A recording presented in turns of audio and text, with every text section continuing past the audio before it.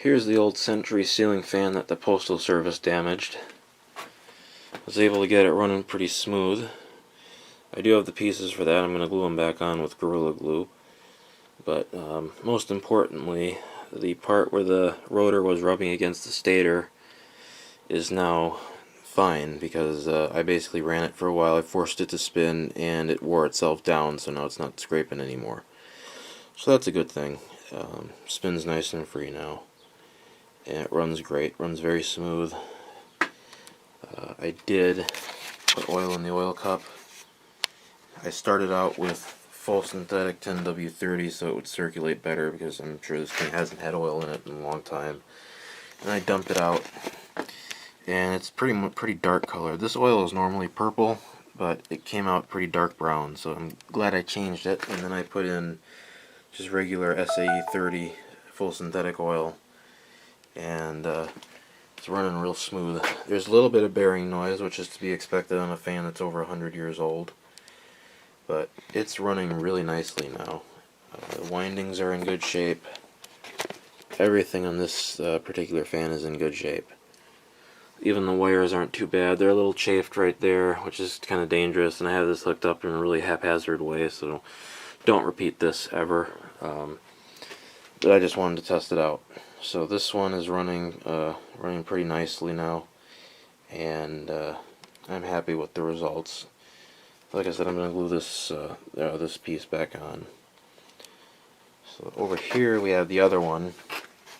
Now this one was completely seized up when I got it. As you can see, I'm getting it to spin a little bit now because I put oil in it, but it needs to that oil needs to soak in a lot more on this one for that to spin freely, because it is really stiff. I did hook this up yesterday, and the motor would hum. It just wouldn't spin because it's so stiff.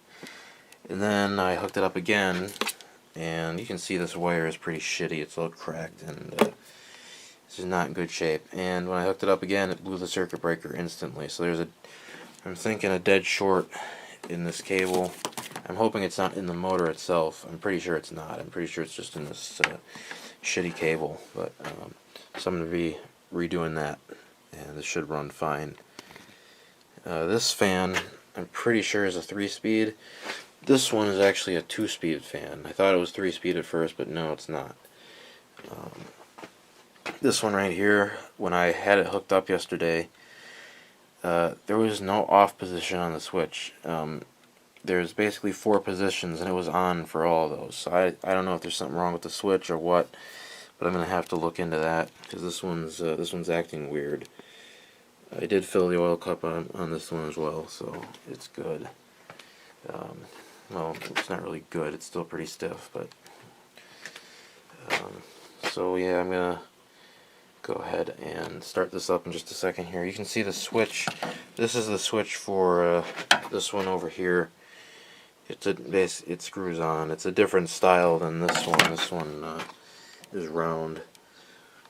So let's go ahead and turn it on.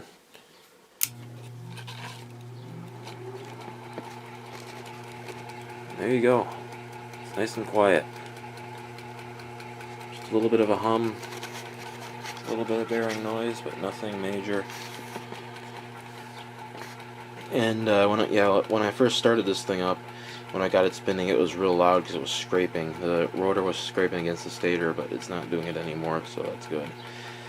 I don't have the kilowatt meter hooked up right now, but when it was hooked up, this was drawing about 3.5 amps unloaded, which is to be expected for a giant shaded pull motor like this. So this thing is, I ran this for a while and it never overheated or anything, so I trust it. Both of these fans use a speed coil. You can see part of it right there. Well, it's kind of hard to see in that one because it's so dirty, but there you can see part of it right there. It's basically just a transformer with multiple taps in it to change the speeds. Here's the information sticker on this one. This is a Model 15. And here's this one. This one is a Model 170.